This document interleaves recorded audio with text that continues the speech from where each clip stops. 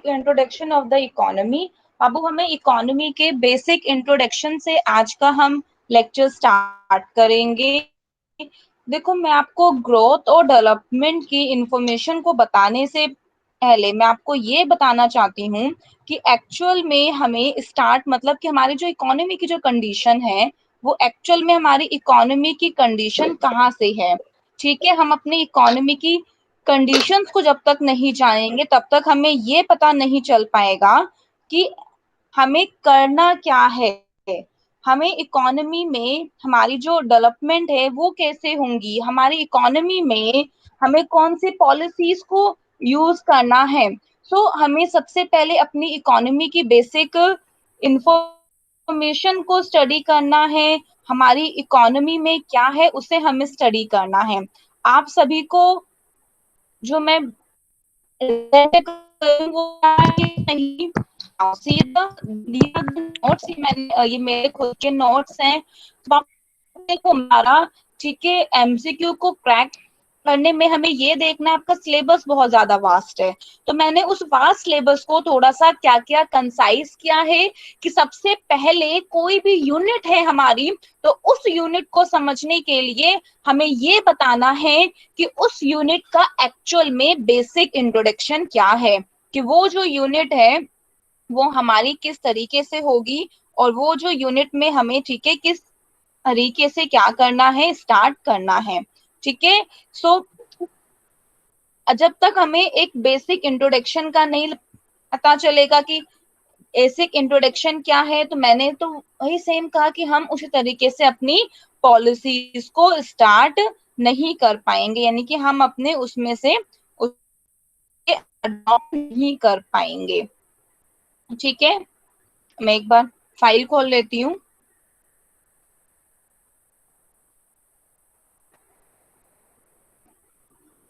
ये देखिए क्या है, स्टार्टिंग में क्या है, that is the growth. Growth का मतलब ठीक है the size of the economy depend with the size of the economy. The major countries are grapped with the problem of economic growth. बहुत सारी जो कंट्रीज हैं वो इकोनॉमिक ग्रोथ के प्रॉब्लम के साथ क्या है, इंडल्ज हैं, उन सभी की प्रॉब्लम को वो फेस कर रही हैं। तो जब बहुत सारी इकोनॉमी यानी कि जो कंट्री है इकोनॉमी की प्रॉब्लम को वो फेस कर रही हैं, तो हमारे पास फर्स्ट इसका जो इम्पोर्टेंट कंपोनेंट है that is the growth is ultimately related with the size of the economy. ठीक है, देखिए अगर मैं ये कहूँ कि मेरी इकोनॉमी का जो साइज है वो चेंज नहीं करता, मेरी इकोनॉमी का जो साइज है वो क्या है, वो सेम है। मेरी इकोनॉमी का साइज अगर सेम है तो यानी कि मेरी जो अब मैं इकोनॉमी का देखो साइज में कहने का मतलब क्या है कि सेम है, कि मान लीजिए कि दो डेथ रेट है, बर्थ रेट है, वो क्या है, वो हर साल नियर बाय ही आती है, उसमें कोई हार्डली चेंज नहीं होता। पर अब मैं ये कह रही हूँ कि जो मेरे पास डेथ रेट में बर्थ रेट में क्या है, बहुत चेंज है। इस बार डेथ रेट क्या थी, वायरस के चक्कर में ज्यादा हो गई, बर्थ रेट क्या हो रही है, ठीक है कम हो रही है। या मैं ये कहूँ कि इस ईयर में मेरे पास जो डेथ रेट की वो मेरी क्या हो रही है, वो मेरी ज्यादा हो रही है। ठीक है, और मेरे पास जो बर्थ रेट है वो मेरी क्या हो रही है, वो मेरी कम हो रही है। तो इसके अकॉर्डिंग में ऐसे बहुत सारी चीजों में ठीक है इंक्लूड कर सकती हूँ। तो उसकी वजह से मेरे पास जो मेरी इकोनॉमी है वो कम्प्लीटली क्या कर रही है, मेरी इकोनॉमी कम्प्लीटली चेंज कर रही है। और जब मेरी इकोनॉमी कम्प्लीटली चेंज करती है तो हमें अपनी बेसिक जो हमारी ग्रोथ फैक्टर है जो उसके ऊपर डिपेंडेंट है वो भी चेंज करेंगे। सो growth is the rate of increase of the size, not the size of the economy. So please remember that I am not saying the size of the economy is changing. I am saying the rate of increase of the size. जैसे कि मैंने कहा कि हर साल ना 10% population और बढ़ती जा रही है। एवरी ईयर 10% पॉपुलेशन मेरी इंक्रीज होती जा रही है। मैंने ये नहीं कहा कि हर साल 10 लाख है, नहीं, मैं यहाँ रेट की बात कर रही हूँ, यहाँ मैं रेट ऑफ इंक्रीज की बात कर रही हूँ। So growth is the rate of the increase of the size. It has to be a definite number, ठीक है, या फिर एक ऐसा हो कि फिक्स हो। मैंने कहा कि ठीक है, हर ईयर जो है मेरे पास जितनी पॉपुलेशन है 10% इंक्रीज करता है। तो ये भी फिक्स नहीं है, हो सकता है कि वो 20% इंक्रीज करे, या हो सकता है कि वो 5% इंक्रीज करे। सो growth is relative to the size of the economy. A smaller contribution may appear big when compared to a large sized economy. कि जैसे आपके पास यानी कि जो एक स्मॉल साइज इकोनॉमी से यानी कि तभी कंपेयर्ड होता है, एक स्मॉलर कंट्रीब्यूशन में अपीयर बिग, एक स्मॉलर कंट्रीब्यूशन तभी एक बड़ा बिग अपीयर होगा, ठीक है, कि जब हम एक स्मॉल साइज इकोनॉमी से कंपेयर, इट मींस कि अगर हम हमारे पास हमारी जो साइज है वो क्या है, ज्यादा है। अगर साइज मेरे पास ज्यादा है, इसका मतलब कि अगर साइज ज्यादा है तो मुझे दोबारा से क्या करना पड़ेगा, अपनी इकोनॉमी की जो पॉलिसीज है उसको उसके अकॉर्डिंग इंडल्ज करना होगा। अच्छा बाबू 1 मिनट करो, मैं बच्चों को, कुछ बच्चे ऐड होना चाहते हैं, उन्हें मैसेज कर देती हूँ।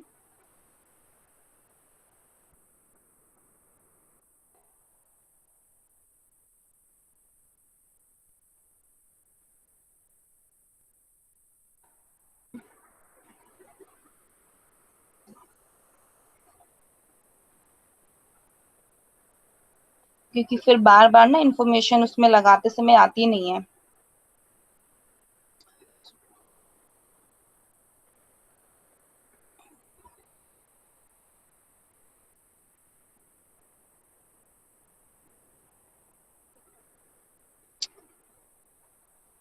ठीक है, so this is the growth of the rate of the increase, it has to be definite number, ठीक है, and then contribution, and a small contribution में appear big when compare to a small sized economy. ठीक है, एक small contribution मतलब कि अगर मेरी इकोनॉमी का साइज क्या है, मान लीजिए छोटा है, अगर मेरी इकोनॉमी का साइज छोटा है और मैं वही सेम पॉलिसीज को अडॉप्ट किए जा रही हूँ, इकोनॉमी का साइज छोटे होने के बाद भी मैं सेम पॉलिसी अडॉप्ट कर रही हूँ, तो मेरे पास रिजल्ट अच्छा होगा।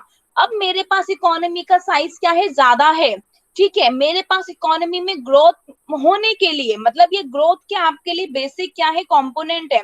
अगर मेरे पास इकोनॉमी का साइज अच्छा है, इकोनॉमी का साइज क्या है, लार्ज है, तो मुझे वही पॉलिसीज को अडॉप्ट नहीं करना, तो मुझे अब न्यू पॉलिसीज को अडॉप्ट करना है। This is the main thing कि मुझे अब न्यू पॉलिसी को अडॉप्ट करना है। हम क्या करते हैं, हमारी इकोनॉमी का साइज क्या है, वो बढ़ता जा रहा है, वो इंक्रीज पे इंक्रीज हो रहा है। अगर मेरी इकोनॉमी का जो साइज है वो इंक्रीज पे इंक्रीज हो रहा है, ठीक है, और मैं अपनी सेम को ही अडॉप्ट कर रही हूँ, अगर मैं सेम पॉलिसी अडॉप्ट कर रही हूँ, तो क्या वो हो पाएगा, नहीं हो पाएगा, ठीक है। इसका मतलब क्या है कि मेरी जो इकोनॉमी का साइज है, अगर वो हर साल चेंज हो रहा है, मुझे क्या लेना है, हम यानी कि हमारी ग्रोथ के लिए, मुझे हमारी ग्रोथ के लिए लेना है कि कितने परसेंट एक्स्ट्रा में, और उसके अकॉर्डिंग मुझे अपनी इकोनॉमी में पॉलिसीज चालू करनी है, उसके अकॉर्डिंग मुझे अपनी इकोनॉमी में, ठीक है, जो भी चीजें हैं, चाहे वो मेरे लिए बेसिक क्यों ना हो, मुझे उन सभी को ट्राई करना है, मुझे उन सभी को अडॉप्ट करना है। Now see the size of the economy comparable then the growth comparable, simple सी बात है, अगर एक ईयर में ग्रोथ कम है और गवर्नमेंट ने वही पॉलिसीज को अडॉप्ट किया, तो फिर हमें लगता है कि अच्छा कि इस ईयर में गवर्नमेंट ने कुछ किया है, ऐसा कुछ नहीं है। हमें ये देखना है कि साइज के अकॉर्डिंग गवर्नमेंट ने कितनी एक्टिविटी की है, या साइज के अकॉर्डिंग गवर्नमेंट ने क्या किया है। So size of the economy comparable then growth comparable, अगर इकोनॉमी का साइज कंपेरेबल होगा तभी ग्रोथ कंपेरेबल होगी। तो यानी कि growth is meant for domestic economy, अगर मैं ग्रोथ की बात करती हूँ next point is the growth मेरी एक डोमेस्टिक इकोनॉमी के लिए क्या है, बनी है।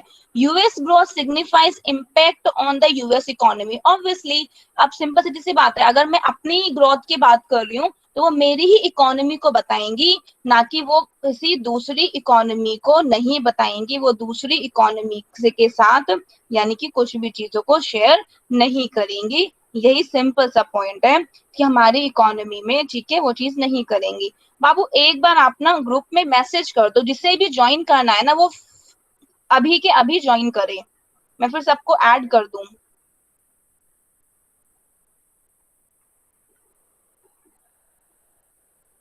एक मिनट।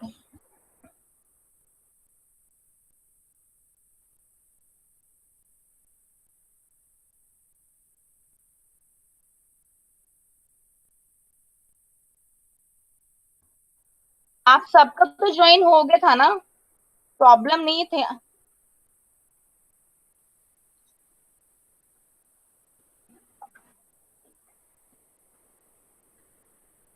मैसेज कर रहे हैं बच्चे ने कि एक बार फटाफट से ट्राई करें ज्वाइन कर।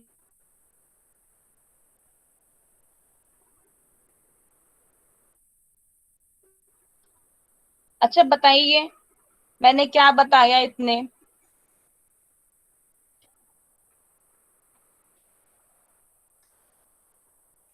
हाँ जी नेहा जी बताइए मैंने क्या बताया अभी आपको।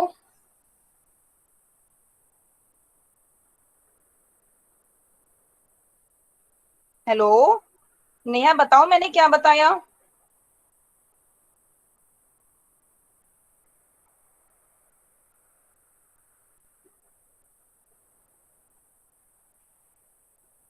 खुशी बताओ मैंने क्या बताया, एक्सप्लेन करो अभी तक मैंने क्या एक्सप्लेन किया, क्या बताया।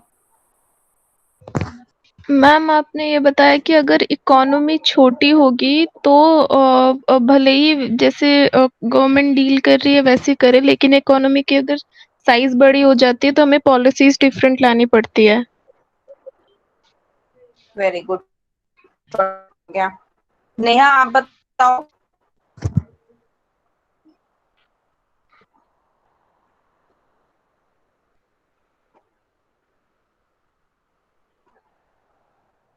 ये किसका नाम है, science to infinity.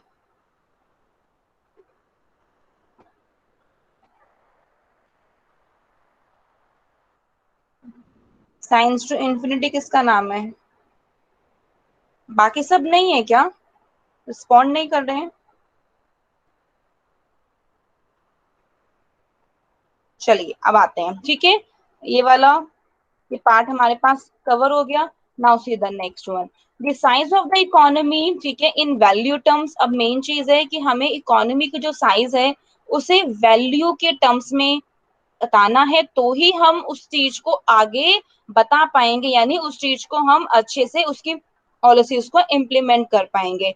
It has to be reflected in the some currency और अदर, यानी अगर हम ये कहते हैं कि जो इकोनॉमी की जो साइज है हम उसे दूसरे वे से रिप्रेजेंट करना चाहते हैं तो वो नहीं होगा, यानी हमारी इकोनॉमी का साइज दूसरे तरीके से रिप्रेजेंटेशन में नहीं आना चाहिए। The size of the economy in value terms, यानी इकोनॉमी की जो साइज है वो एक वैल्यू टर्म्स में यानी कि क्वांटिटेटिव टर्म्स में हमारी होनी चाहिए। Now the next one, value of the goods and services in an economy. अब मेन बात आती है कि इकोनॉमी का जो साइज है वो क्या होता है। देखो इकोनॉमी का साइज यानी कि हमारे पास जीडीपी, तो जीडीपी यानी कि साइज, ये सब इंटरडिपेंडेबल टर्म्स हैं। ये होती है the value of all the final goods and services produced in an economy, कि हमारी इकोनॉमी में जितनी भी सारी गुड्स और सर्विसेज की जो वैल्यू क्या होती है, प्रोड्यूस्ड होती है। तो value of all the final goods and services produced in an economy is the size of the our economy। आपको होगा कि मैम ये क्या मतलब है कि size of the our economy, simple है ना। अगर हमारी इकोनॉमी में सर्विसेज कितनी जनरेट हुई है, इसका मतलब हमारी इकोनॉमी का जो साइज है क्या हो रहा है, ज्यादा हो रहा है, अगर ज्यादा सर्विसेज जनरेट होंगी। Next one is the goods, any ठीक है, न्यू फॉर्म यानी कि जो कोई भी कमिंग इनटू द एग्जिस्टेंस, ठीक है, कोई भी जो न्यू यानी कि हमारे पास फॉर्म है या कोई भी न्यू जो गुड्स है जो कि एग्जिस्टेंस में आ रहा है। देखो गुड्स हमारे पास क्या होते हैं, विजिबल, तो गुड्स क्या है, विजिबल। सर्विसेज क्या होती है, वो विजिबल नहीं होती, so not visible. So goods and services should be result of an economic activity. हम कोई भी इकोनॉमिक एक्टिविटी करते हैं तो इकोनॉमिक एक्टिविटी को करने का रिजल्ट क्या होगा, हमारे इकोनॉमिक एक्टिविटी को करने का रिजल्ट है गुड्स और सर्विसेज। तो एन एक्टिविटी में प्रोड्यूस और may not produce the goods और सर्विसेज, यानी अब हम बात करते हैं अपनी इकोनॉमी की साइज में, तो एक्टिविटीज की भी है, ये सब हम लोगों आप लोगों को स्टार्टिंग से ही आता होगा कि इकोनॉमिक एक्टिविटीज कौन सी होती है और नॉन इकोनॉमिक एक्टिविटीज कौन सी होती है। जस्ट मैंने एक इंट्रोडक्शन दिया है कि ताकि आपको क्लेरिफाई हो सके। सो गुड्स और सर्विसेज यानी कि हर इकोनॉमी के लिए, किसी भी इकोनॉमी के लिए एक उसकी इकोनॉमिक एक्टिविटी के लिए रिजल्ट क्या है, उसका गुड्स और सर्विसेज उसका रिजल्ट है। ठीक है, द एक्टिविटी में प्रोड्यूस मोर और, ठीक है, गुड्स एंड सर्विसेज, यानी कि कोई भी एक्टिविटी है, मान लीजिए मैं पूजा कर रही हूँ तो उससे ना तो कोई सर्विस हो रही है और ना ही मेरे पास कोई भी गुड्स प्रोड्यूस हो रहा है। ठीक है, इकोनॉमिक एक्टिविटी का मेन ऑब्जेक्टिव क्या होता है, देखो इकोनॉमिक एक्टिविटी का मेन ऑब्जेक्टिव होता है to produce the goods, goods को प्रोड्यूस करना और सर्विस को करना, यानी हम इकोनॉमिक प्रॉफिट के ही करें तो economic will be result from an economic activity. ठीक है, अब हम बात करते हैं कि गुड्स कितने टाइप के हैं। ये तो हमने बेसिक में इंट्रोडक्शन दे दिया कि इकोनॉमिक गुड्स वो होते हैं एक्टिविटीज जो कि या तो प्रोड्यूस करने के लिए या अपने को मैं आपकी आवाज़ बिल्कुल नहीं आ रही। हैं। अब देखो बाबू, अब आ रही है, हाँ मैम, अब आ रही है। अब ओके। तो देखो इकोनॉमिक एक्टिविटी मेरी वो एक्टिविटी होगी, यानी कि जो कि द इकोनॉमिक एक्टिविटी, यानी कि that activity which is done in order to sustain our livelihood, यानी कि जो हमारे लाइवलीहुड को सस्टेन करने के लिए की जाती है वो मेरी इकोनॉमिक एक्टिविटी होती है। तो उसका मेन ऑब्जेक्टिव क्या होता है, गुड्स को प्रोड्यूस करना और सर्विसेज को रेंडर करना। ठीक है, क्योंकि ऑब्वियसली गुड्स को प्रोड्यूस करना और सर्विस को रेंडर करने के मेन ऑब्जेक्टिव से मेरी इकोनॉमिक एक्टिविटी होती है। ठीक है, सो नॉन इकोनॉमिक एक्टिविटी कौन सी होगी, आइए एक बार देखते हैं कि नॉन इकोनॉमिक गुड्स कौन से हैं। मैंने देखो इसको क्लासिफाई कर दिया। एक्टिविटी तो आप लोगों को अभी तक, क्योंकि जब से भी एक इकोनॉमी आपके पास होगा इकोनॉमिक्स, तो आप लोगों को ये एक्टिविटी अच्छे से पता होगी। ठीक है ना, कि कौन कौन सी एक्टिविटीज हैं या कौन सी एक्टिविटीज नहीं है। सो गुड्स के लिए कौन सा होता है, तो economic goods and non economic goods. अगर मैं इकोनॉमिक गुड्स की बात कर रही हूँ तो इकोनॉमिक गुड्स होते हैं इकोनॉमिक एक्टिविटी, यानी इकोनॉमिक गुड्स से अगर मुझे प्रॉफिट हो रहा है तो वो मेरे लिए इकोनॉमिक गुड्स हैं। नॉन इकोनॉमिक गुड्स कौन से होते हैं, कि जैसे कि मान लीजिए कि मेरे लिए क्या है, सोशल के लिए है, मुझे कोई प्रॉफिट नहीं हो रहा। ये जो मान लीजिए एक गुड है, ठीक है, मेरे पास एक क्या है, मेरा बिजनेस है, तो बिजनेस है उसमें मैं क्या कर रही हूँ, उस बिजनेस के लिए मैंने सेल कर दिया, तो यानी कि सेलिंग से मुझे प्रॉफिट हो रहा है, तो that is my economic activity. अब और उस गुड से मुझे इकोनॉमिक एक्टिविटी या प्रॉफिट हुआ और उस गुड को मैं क्या बोलूंगी, इकोनॉमिक गुड। ठीक है, पहले बताओ समझ में आ रहा, समझ में आया? Yes ma'am. ठीक है, ठीक है। अब फिर देखो क्या लिखा है, नॉन इकोनॉमिक गुड्स कौन से होते हैं। नॉन इकोनॉमिक गुड्स आपके हैं जैसे कि पब्लिक गुड्स हैं या फिर सोशल गुड्स हैं। पब्लिक गुड्स और सोशल गुड्स आपके कौन से होंगे? देखो, आपके पास सिंपली आपने क्या किया बताया, ठीक है, और आपने वहां पर आपके पास उन्हें आपने एज अ यानी कि सोशल बेनिफिट के लिए, किसी की हेल्प करने के लिए उन गुड्स को दे दिया। तो क्या आपसे उन गुड्स से आपको प्रॉफिट जनरेट हुआ या नहीं? नहीं, उन गुड्स से आपको प्रॉफिट जनरेट नहीं हुआ, ठीक है। तो अगर आपको उनसे प्रॉफिट को जनरेट नहीं हुआ, इसका मतलब कि वो आपके या तो सोशल गुड्स हैं, या वो आपके कौन से गुड्स हैं, या वो आपके पब्लिक गुड्स हैं। तो सिंपली आपके पास, अगर मैं बात करती हूँ नॉन इकोनॉमिक की, तो नॉन इकोनॉमिक गुड्स आपके या तो पब्लिक गुड्स हैं या सोशल गुड्स हैं। Next one is your the investment goods, आपके कौन से होते हैं?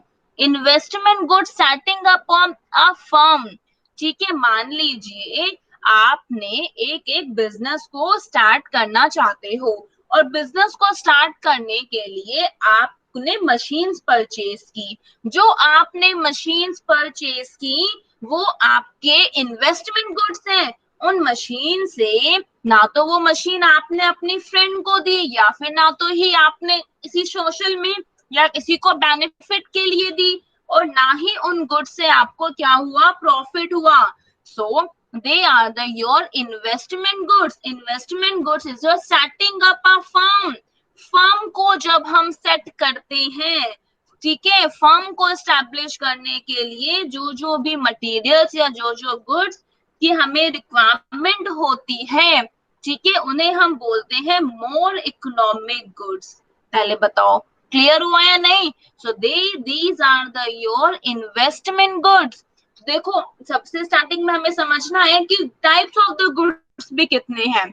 इकोनॉमिक गुड्स है तो इकोनॉमिक गुड्स से इकोनॉमिक एक्टिविटी है, ठीक है। नॉन इकोनॉमिक गुड्स से भी नहीं है economic activity, but investment goods हमें हेल्प करते हैं हमारी इकोनॉमिक एक्टिविटी को करने के लिए। Now the next one is our the physical goods. जैसे हमारे पास गोल्ड है, हमारे पास क्या है? ज्वेलरी है, तो हम उसे क्या बोलते हैं? हम उन्हें फिजिकल गुड्स है। देखिए क्या लिखा है, social goods specially exist created for the people.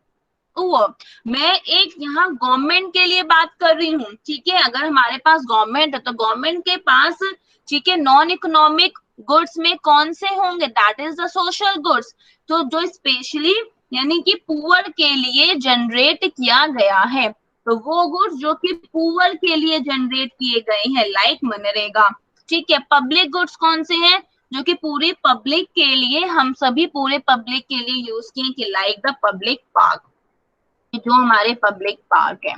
और उसी तरीके से मैंने सर्विसेज को भी डिवाइड कर दिया। सर्विसेज भी मेरी चीजें कौन सी होती हैं? Economic and non economic. तो इकोनॉमिक मेरी कौन सी होंगी? दी सर्विसेज की जिनसे मुझे क्या हो रहा है? प्रॉफिट मोटिव हो रहा है, यानी सर्विसेज जिनसे मेरे पास बेनिफिट हो रहा है प्रॉफिट का, तो हम उन्हें प्रॉफिट मोटिव बोलते हैं, ठीक है। नॉन इकोनॉमिक पब्लिक सर्विसेज मेरी कौन सी है? लाइक मैंने एनजीओ सेटअप कर दिया, तो ये मेरे पास, इनसे मुझे एक्चुअल में तो हमें एनजीओ से बेनिफिट हो रहे हैं, पर हमें एनजीओ से देखा जाए उनका मेन पर्पस होता है नॉन प्रॉफिट, ठीक है, वो प्रॉफिट के लिए नहीं होती, ठीक है। कि लाइक गवर्नमेंट ने जो यानी कि सेटअप किया है एम्स, ठीक है, यानी कि गवर्नमेंट ने वो सर्विसेज दे रही है, उससे कोई प्रॉफिट को अर्न नहीं कर रही गवर्नमेंट, तो वो क्या हो गया? जैसे कि ऑल इंडिया मेडिकल, जो हमारे पास ये सर्विस है एम्स है, ठीक है, all India institute of medical service, तो यहाँ से गवर्नमेंट को कोई भी बेनिफिट नहीं है, तो ये हमारे लिए नॉन इकोनॉमिक सर्विसेज है, और ये हमारे लिए इकोनॉमिक सर्विसेज है। यानी कि हमारी इकोनॉमी में हमें ग्रोथ चाहिए, तो ग्रोथ के लिए हमें देखना पड़ेगा कि हमें इकोनॉमिक गुड्स में और इकोनॉमिक सर्विसेज में हमें कितनी इन्वेस्टमेंट करनी है, और हमें नॉन इकोनॉमिक गुड्स में और हमें नॉन इकोनॉमिक एक्टिविटीज में कितनी इन्वेस्टमेंट करनी है, क्योंकि यही हमारे लिए आगे फर्दर ये बताएंगे हमारी इकोनॉमी में कि किस तरीके से अपनी इकोनॉमी को हमें रन करना है। Now the next, value of the goods and services is value of the economic goods. ठीक है, ये देखो, गुड्स और सर्विसेज की जो वैल्यू है वही इकोनॉमिक गुड्स की वैल्यू होगी, ये तो हमें पता है। ठीक है, now the next is the our investment goods. तो size of the economy will increase in the value of the economic goods and services. तो वही मैंने बताया कि देखो, आप हम गवर्नमेंट कहती है कि हमने नॉन इकोनॉमिक एक्टिविटी की, हमने इतने सारे एम स्टार्ट कर दिए, हमने एजुकेशन इंस्टीट्यूशन स्टार्ट कर दिया, उनमें भी एक्सपेंस लगता है, बट हमें ये भी देखना है कि इकोनॉमी का साइज यानी कि मेरी जीडीपी तभी बढ़ेगी कि जब मुझे इकोनॉमिक गुड्स और सर्विसेज में इन्वेस्टमेंट करने को होगी। जब इकोनॉमिक गुड्स सर्विसेज बढ़ती है तभी मेरी इकोनॉमी का साइज इंक्रीज होगा, अदरवाइज मेरी इकोनॉमी का साइज इंक्रीज नहीं होगा। मैं गवर्नमेंट कह रही है कि हमने क्या किया, इतने सारे टॉयलेट स्टार्ट कर दिए, हमने वो सब स्टार्ट कर दिया, these are the your non economic goods. आप नॉन इकोनॉमिक गुड्स में इन्वेस्टमेंट कर रहे हैं, आप नॉन इकोनॉमिक एक्टिविटीज में सर्विसेज में इन्वेस्टमेंट कर रहे हैं, तो हमारा जीडीपी कहाँ से राइज करेगा। हमें बेसिक में ये जानना है कि जीडीपी को राइज करने के लिए या हमारी इकोनॉमी के साइज को राइज करने के लिए हमें कौन कौन से गुड्स और कौन कौन से सर्विसेज में इन्वेस्टमेंट करनी है। तो जब तक कि गवर्नमेंट हमारी इकोनॉमिक गुड्स सर्विसेज में यानी कि इन्वेस्टमेंट नहीं करेंगी तब तक कि हमारी इकोनॉमी का साइज इंक्रीज नहीं होगा। अब तक में कोई डाउट तो नहीं है? क्लियर? अब आइए नेक्स्ट पे। Next is our the Indian companies है कि जैसे मान लीजिए कि हमारी ये गवर्नमेंट है, ठीक है, गवर्नमेंट के पास भी क्या है, पब्लिक सर्विसेज है, ठीक है, गवर्नमेंट हमारे सर्विसेज देती है, हमारी प्राइवेट भी है और हमारी क्या है, फॉरेन भी है। तो government also act as a goods and services, ठीक है, तो गवर्नमेंट भी यानी कि हमें गुड्स भी देती है तो हमें हमारे पास सर्विसेज को भी प्रोवाइड करती है। तो जैसे एमटीएनएल है, ओएनजीसी है, ठीक है, एनटीपीसी, तो ये सारी की सारी हमारे पास क्या है, सर्विसेज हैं। जैसे कि ओएनजीसी से यानी कि हमें ऑयल निकलते हैं तो ये सब हमारे लिए वो गुड्स भी हमें देती है। So government has no source of the income. तो गवर्नमेंट स्पेंडिंग, इसका मतलब अगर गवर्नमेंट नॉन इकोनॉमिक एक्टिविटीज पे ज्यादा खर्च करेंगी या नॉन इकोनॉमिक सर्विसेज में, तो उनके पास इतनी इनकम का सोर्स नहीं होगा, और बिना इनकम के सोर्स से हमारी इकोनॉमी कैसे रन करेंगी। ठीक है, तो मनी टू सेटअप यानी कि हमारे पास मनी की रिक्वायरमेंट होगी। ठीक है, अब आइए the result of the goods and services. अब देखो कि सोशल गुड सर्विसेज है, पब्लिक गुड सर्विसेज है, तो ये गुड सर्विसेज का ही रिजल्ट आएगा because they drive the economy. ठीक है, अगर आप एक उन यानी कि गुड सर्विसेज के ऊपर इन्वेस्टमेंट कर दो तो वो हमारी इकोनॉमी को ड्राइव करेंगी। अगर मेरी देखो, मेन चीज क्या है, गवर्नमेंट ने इकोनॉमिक एक्टिविटीज को जनरेट किया, उससे लोगों को जॉब मिली, तो अल्टीमेटली गवर्नमेंट के पास तो टैक्सेस आएगा ना, तो हमें उन यानी कि गुड सर्विसेज के ऊपर ध्यान देना चाहिए कि जिससे हमारी इकोनॉमी क्या हो, ड्राइव करे, और उससे मेरे पास टैक्सेस क्या हो सके, बढ़ सके। तो एंड रिजल्ट्स इन टैक्सेस, तो मेरे पास टैक्सेस इंक्रीज हो। In an economy there will be, economy में क्या क्या होता है, इकोनॉमी में फर्म है, नॉन फर्म है एंड देन गवर्नमेंट है। तो मतलब ये इकोनॉमी की हम आप है क्योंकि हम अपने इकोनॉमी को कंप्लीट स्टडी कर रहे हैं ना कि एक्चुअल में टैक्सेस कौन पे करेगा, कौन है, ठीक है, कौन कौन से ऐसे हाउस होल्ड्स हैं या कौन कौन से हमारी गवर्नमेंट है, फर्म है, जिनसे हमें टैक्सेस को इन सबको मिलेगा। तो in an economy there will be the firm, firm हमारी इकोनॉमी में है, तो जो फर्म होती है हमारी इकोनॉमी में ये तो हमें इकोनॉमिक गुड्स को देंगी या फिर सर्विसेज को रेंडर करती हैं। नॉन फर्म है, तो नॉन फर्म का मतलब क्या हो गया, तो नॉन फर्म का मतलब हमारे लिए हो गया हाउस होल्ड्स। तो नॉन फर्म हमारे लिए क्या है, हमारे house holds. Now government, government क्या हो गया हमारे लिए, क्या, पब्लिक सेक्टर। ठीक है, अब मेन चीज है फर्म। तो फर्म से ही कोई भी, जितने भी लोग ज्यादा बिजनेस करेंगे तभी तो क्या होगा, गवर्नमेंट को बेनिफिट होगा। ठीक है, नॉन हाउस होल्ड है कि जितने भी घर होंगे हाउस होल्ड है, उनसे क्या बेनिफिट होगा, गवर्नमेंट। गवर्नमेंट क्या है, ये पब्लिक सेक्टर है। ठीक है, तो गवर्नमेंट जितने ज्यादा इकोनॉमिक गुड्स अपने पब्लिक सेक्टर में सेटअप करेगी तो उनसे उनसे क्या होगा, गुड जनरेट होगा या सर्विसेज जनरेट होंगी, लोगों को जॉब्स मिलेंगी और अल्टीमेटली फिर गवर्नमेंट को भी टैक्स मिलेगा। ठीक है, तो any economic activity will require all the four factors of production.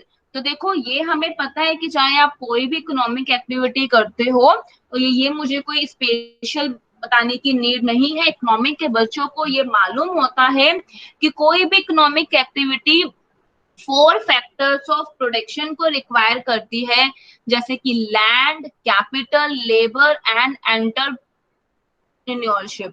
तो in public and social activity entrepreneurs नहीं होते हैं। आपने कभी देखा है कि कोई भी बिजनेस खड़ा कर दिया है और वो रोज डेली बेस पे सोशल एक्टिविटी कर रहे हैं? नो। कौन होते हैं? क्योंकि सोशल एक्टिविटी का काम गवर्नमेंट और एंटरप्राइज होते हैं, मतलब जो गवर्नमेंट है, कोई भी एनजीओ है, वो ही करती है। ठीक है, मेनली जितनी जो फर्म्स होती हैं वो एक्टिविटीज, सोशल एक्टिविटीज नहीं करती। And factors of production will, ठीक है, is will be providing by the house hold. ठीक है, अब मेन चीज आती है कि देखो फर्म है, फर्म को नीड है। ठीक है, फर्म को क्या नीड है, लेबर की। तो लेबर कहाँ से मिलेगा, हाउस होल्ड से मिलेगा, मतलब हम ही लोगों से मिलेगा। ठीक है, अगर फर्म को नीड है लैंड की, ठीक है, तो वो लैंड भी एक हमें हाउस होल्ड से पूछेंगे, तो अल्टीमेटली जो फैक्टर्स ऑफ प्रोडक्शन है वो हमें हाउस होल्ड से मिलते हैं। ठीक है, तो जितनी ज्यादा फर्म या फिर बिजनेस स्टार्ट करते हैं तो उसमें हाउस होल्ड्स भी आ गए हैं, गवर्नमेंट को उनसे टैक्स मिलता है, हाउस होल्ड्स को एम्प्लॉयमेंट मिलती है। तो कितनी सारी इकोनॉमिक एक्टिविटीज क्या होती हैं, क्रिएट होती हैं। अब ये देखिए, that these are the factors of production. Production के कौन कौन से फैक्टर्स हैं, जैसे कि रेंट है। ठीक है, रेंट हमें कहाँ से मिलेगा, सॉरी ये लैंड है, लैंड से हमें क्या मिलेगा, रेंट। ठीक है, मान लीजिए मैं बिजनेस स्टार्ट करना चाहती हूँ और मेरे पास कोई भी लैंड नहीं है, तो मुझे लैंड परचेज करना पड़ेगा या तो मुझे लैंड रेंट पे लेना है। तो हम ये ज्यूम करते हैं कि ठीक है, लैंड हमने रेंट में लिया है इकोनॉमी में, तो हमें उसका रेंट पे करना है। लेबर, लेबर की वेजेस पे करनी है। कैपिटल, कैपिटल एक तौर पे मान लीजिए कि जो एक बिजनेस है, बिजनेस ने इतना अमाउंट लेके आया है, तो ये बिजनेस की भी रिस्पॉन्सिबिलिटी होती है जो उसका अमाउंट एंटरप्रेन्योर या पर्सन लेके आया है उसे ज्यादा वो दे, प्रॉफिट के साथ दे, तो that is your the interest. और एंटरप्रेन्योर तो अपना प्रॉफिट को अर्न करना चाहता है। तो ये सब क्या है, profit, interest, wages, rent, these are the income. यानी कि इन सभी फोर फैक्टर्स ऑफ प्रोडक्शन से हमें ये फोर टाइप्स के डिफरेंट इनकम्स मिलती हैं। तो every economic activity may have a motive of profit। so देखो इकोनॉमिक एक्टिविटी में मैंने क्या बताया आपको, इकोनॉमिक एक्टिविटी अपने लाइवलीहुड को सस्टेन करने के लिए की जाती है। so any economic activity is to be done in order to sustain our the livelihood। so every economic activity may have a motive of profit।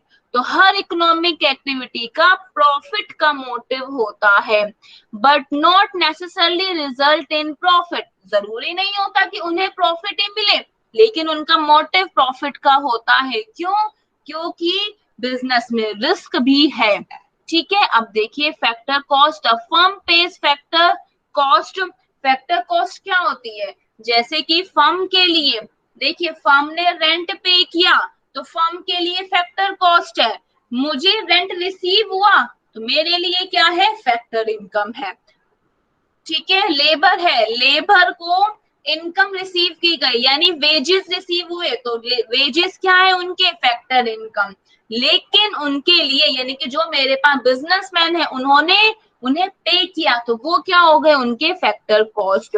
So when an economy grow, तो ध्यान दीजिए, जब कभी इकोनॉमी ग्रो करती है, यानी मेरे पास different economic goods ज्यादा है। इकोनॉमिक ग्रो का मतलब समझ में आया? इकोनॉमिक ग्रोथ का मतलब है कि मेरे पास इकोनॉमिक गुड्स और इकोनॉमिक सर्विसेज क्या है, वो बढ़ गए हैं। तो देखिए, land increased production of the value added goods and services. तो value added goods and services की प्रोडक्शन क्या हो जाएगी, बढ़ जाएगी। तो लैंड क्या है, increased production of value added goods and services, मेरी वैल्यू एडेड गुड्स सर्विसेज की प्रोडक्शन बढ़ जाएगी अगर लैंड इंक्रीज होगा।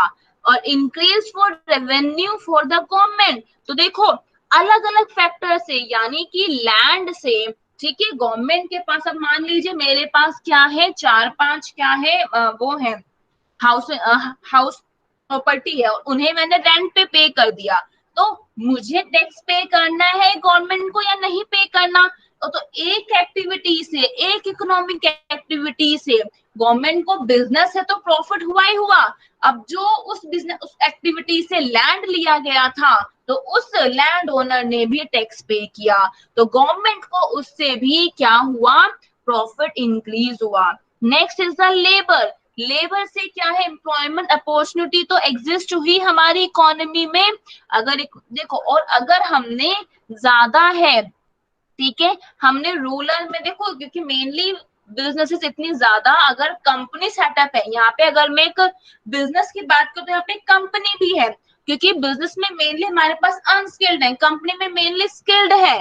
तो ठीक है, तो वहां से भी गवर्नमेंट को क्या मिलेगी कि जिनकी इनकम अच्छी होगी या स्किल से जिनकी इनकम अच्छी होगी, तो उन्हें मैक्सिमम क्या मिलेगा, ठीक है, गवर्नमेंट को रेवेन्यू मिलेगा, टैक्स मिलेगा। सो अनस्किल्ड है, ठीक है, मीडियम स्किल्ड है, एजुकेटेड, अनएजुकेटेड, तो should have an opportunity out of the growth. तो ग्रोथ से इन सब के पास क्या होती है, अपॉर्चुनिटी है। Now, any employment opportunity should be function, ठीक है, तो देखो कोई भी एम्प्लॉयमेंट अपॉर्चुनिटी है, वो देखा जाए मेरी इकोनॉमिक एक्टिविटी एक क्रिएट हुई, तो उससे मेरे पास फर्दर बहुत सारी इकोनॉमिक एक्टिविटी क्रिएट होती है। तो हमें हमारी इकोनॉमी में चीजें फर्दर जितने भी है, आप सर्विसेज करो। गवर्नमेंट ने ये नहीं कहा कि आप खाली सिर्फ गुड्स को या फिर आप सेटअप करो या फिर आप बिजनेस करोगे, तो हमें एम्प्लॉयज भी चाहिए। तो हमें इतना टैलेंटेड वर्क करना चाहिए अपने को ग्रो करने के लिए, ठीक है। कि ये जो स्टडी है, ठीक है, तो ये तो स्टडी बेसिक कंपोनेंट की स्टडी है। तो ये क्या है, that is the fourth FOP in India, ठीक है। अगर मैं यहाँ पे बात कर रही हूँ जीडीपी, जीडीपी क्या है मेरा, ग्रोस डोमेस्टिक प्रोडक्ट। तो GDP is my the gross domestic product, ठीक है। तो अगर मैं अपनी ग्रोथ को कैलकुलेट करती हूँ, वो मेरा जीडीपी है। अब इसी इनकम में अगर मैं ऐड कर रही हूँ, यहाँ मैंने लिखा है ना, ऐड कर रही हूँ the income of Indians overseas, ठीक है, but remitted into the India, यानी कि मान लीजिए बाहर की इनकम है लेकिन वो इंडिया में आ रही है, तो बाबू वो हमारे नेशनल टेरिटरी पर आ रही है, ठीक है। तो इन सभी चीजों को अगर मैं बाहर की फॉरेन इनकम को, इन सभी को मैं ऐड करती हूँ, तो वो मेरी, ठीक है, जीएनपी, यानी कि वो मेरी नेशनैलिटी पे, वो मेरी, ठीक है। तो डोमेस्टिक होता है सिर्फ मेरी टेरिटरी पर ही, ठीक है। अगर मैं मान लीजिए बाहर भी इनकम है, बाहर भी इंडियंस हैं, और मैं उन सब की इनकम को ऐड करती हूँ, तो वो मेरा बन जाएगा gross national product.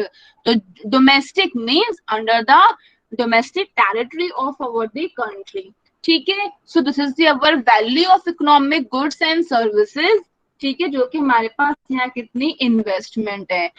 Anything is in India takes as domestic product, तो प्लीज अंडरलाइन, ठीक है, आप उसको समझ भी लेना कि इंडिया में कोई भी चीज हो रही है, मीन्स इकोनॉमी यानी कि डोमेस्टिक टेरिटरी में कोई भी चीज हो रही है तो टेकन एज उसे हम क्या लेंगे, उसे हम एज एन डोमेस्टिक प्रोडक्ट लेंगे। बच्चे बहुत कंफ्यूज होते हैं कि हमें जीडीपी की मैम क्यों बात करती हैं, जीएनपी की बात क्या करती हैं। तो जब कभी भी मैं सिर्फ अपने भारत की टेरिटरी के अंदर की बात कर रही हूँ कि मेरे भारत अंदर टेरिटरी में, ठीक है, कितनी इनकम हो रही है, मैं अभी बाहर अपने बाउंड्री की बात नहीं कर रही हूँ, बाहर लोग मेरे इंडिया कितने हैं उन बात नहीं कर रही हूँ, मैं अपने इंडिया में बात कर रही हूँ, हम उसे डोमेस्टिक प्रोडक्ट ले हैं। Export is a part of GDP, तो जीडीपी का तो एक्सपोर्ट हो रही है। जीडीपी का एक्चुअल में आप सभी को पता होगा, जीडीपी का ये क्या होता है, C plus I plus G plus N X, yes और नो, नहीं मालूम बता दूंगी। So economic services produced in India are part of GDP even a foreign company. कहने का मतलब है इंडिया में ही तो हमारे पास यूएस की कंपनी है,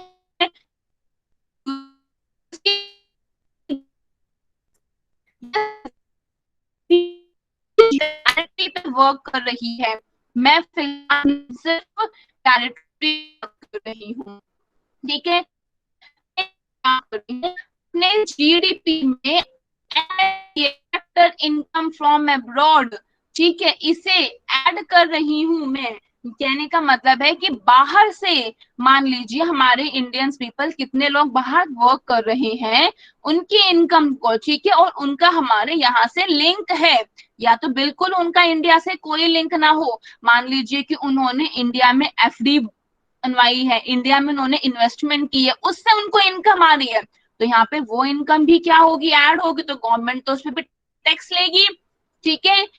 तो ये तो GDP plus NFIA that is equal to our GNP, तो यानी जीडीपी में कुछ चीज एक्स्ट्रा ऐड हुई, तो यानी जीएनपी मेरा क्या हो गया, ज्यादा होगा जीडीपी से, ठीक है। अब देखिए इकोनॉमिक गुड्स में है, या तो हम इकोनॉमिक गुड्स को कंजम्पशन के लिए यूज करते हैं, या हम उन्हें दोबारा से रिपीटेटिव यूज करने के लिए करेंगे, या वो जो है मेरे पास गुड्स है उनकी वैल्यू खत्म हो गई है, बेकार हो गए हैं, ठीक है, तो क्योंकि वो डेप्रिशिएट हो जाते हैं। मान लीजिए इकोनॉमिक गुड्स मेरे लिए चावल है, गेहूं है, तो हम इन्हें खाने के लिए यूज करते हैं, ठीक है, राजमा है, छोले हैं, दालें हैं, पल्सेस हैं, तो हम हमारे लिए क्या है, ये कंजम्पशन के लिए है।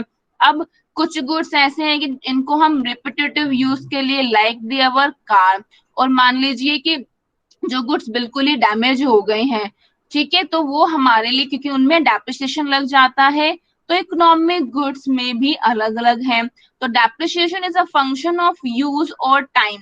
तो डेप्रिसिएशन किस चीज का फंक्शन है, क्योंकि डेप्रिसिएशन रिलेट करता है यूज से और टाइम से, कि हमने कितना यूज किया या हमने कितना उसको क्या किया, टाइम के अकॉर्डिंग उसे रखा। So the function of the use and time means value depreciate over time। यानी मान लीजिए आपने कोई भी चीज लेकर आए हो और बेशक आपने उसे यानी कि यूज भी नहीं किया, आपने उसे बिल्कुल यूज नहीं किया, तो लिखा है ना विदाउट यूजिंग इट, क्योंकि ये दोनों का फंक्शन है, या तो आपने यूज किया है तो भी उसकी वैल्यू कम हो जाएगी, या आपने उसे बिल्कुल यूज नहीं किया, ठीक है, और टाइम के साथ रख रहे हो तो भी उसकी वैल्यू कम हो जाएगी।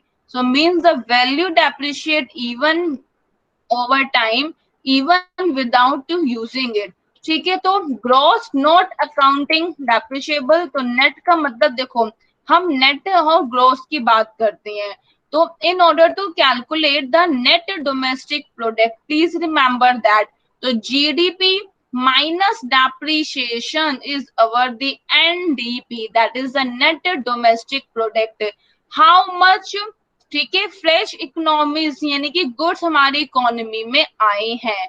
हम ये देखते हैं, देखो हमने डेप्रिसिएशन को माइनस क्यों किया, यानी हम यहाँ पे एन यानी कि हम यहाँ पे नेट की बात कर रहे हैं, कि हमने डेप्रिसिएशन को हटाने के बाद हमारी इकोनॉमी में कितने फ्रेश इकोनॉमिक गुड्स प्रोड्यूस्ड किए गए हैं, कितने फ्रेश इकोनॉमिक गुड्स क्रिएट किए गए हैं. So problem with the net is it is difficult to ascertain the depreciation. दिक्कत तो यही आती है कि हम नेट को निकाले कैसे. ठीक है, मतलब मेन चीज है हमें डेप्रिसिएशन ढंग से निकालना पड़ेगा. यानी कि मुझे ये पता हो कि पिछले साल इतने गुड्स मार्केट में जनरेट हुए थे और इस साल उनको इतने क्या है डेप्रिसिएशन लग गया, तो अब वो इतने हो गया ना एनडीपी. अब मेन चीज आती है कि how do we calculate the GD यानी कि डेप्रिसिएशन. तो अब हम कोई ना कोई एस्टिमेशन को यूज करते हैं, स्टैटिस्टिक्स के मेजर्स को यूज करते हैं डेप्रिसिएशन को कैलकुलेट करने के लिए, तो वो मेरा फिर एनडीपी बनता है.